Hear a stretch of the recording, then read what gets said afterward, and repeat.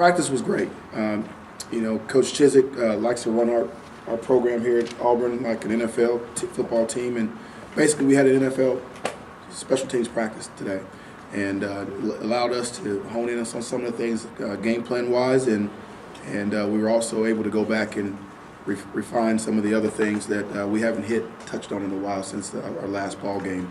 Things that we touch on once a week: hands team, onside kick team stuff like that.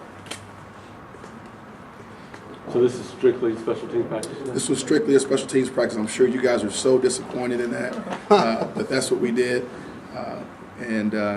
Like I said, it was crisp, it was sharp, and it was kind of, touch up in some areas and put some guys in that may have been out before that are healthy now and getting ready to go for the game against Virginia. Well, we're talking a lot about offense and defense this time of year for a bowl game, and kind of going back and touching on things.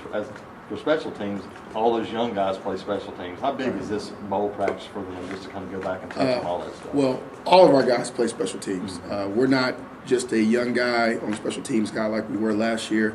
We're our entire team, from Emory Blake to D. McNeil. I mean, our young guys are our old guys now. So all those guys are on special teams, and the continued development in that area is important for us.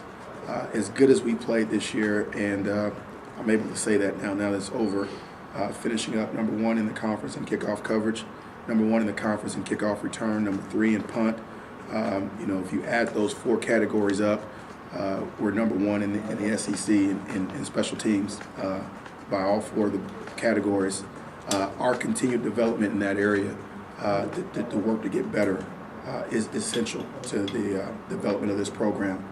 We're trying to get to a spot back to that national championship game, first and foremost the SEC championship game, and we got to be stronger on special teams. We got to be better, and in all areas. And so that's where we're trying to go with it. So the development that we're doing now is going to pay huge dividends for us down the road.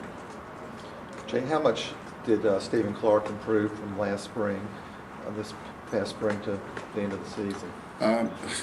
A great deal. He improved from the beginning of the season to the end of the season.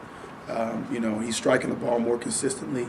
If you would have heard me talk at these things in the spring and in the summer, that was the one word that I kept harping on with both of those guys is consistency. And he did a phenomenal job of working his way into a more consistent player. He's not perfect. He's got a long way to go. But his development throughout the course of the year was really what we're looking for our punters to do. Those kids work extremely hard. Him and Cody Parkey, they work extremely hard to get better at their trade, and it shows.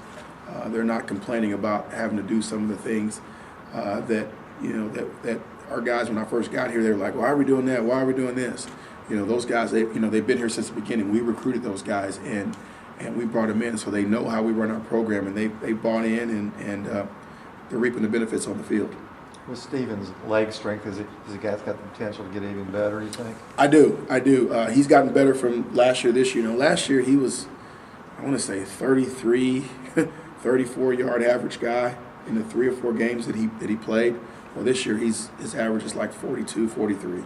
So, he's not going to make that big a jump in year 2 to 3, but he's going to make a jump. And, we're also working on some other things with him as well.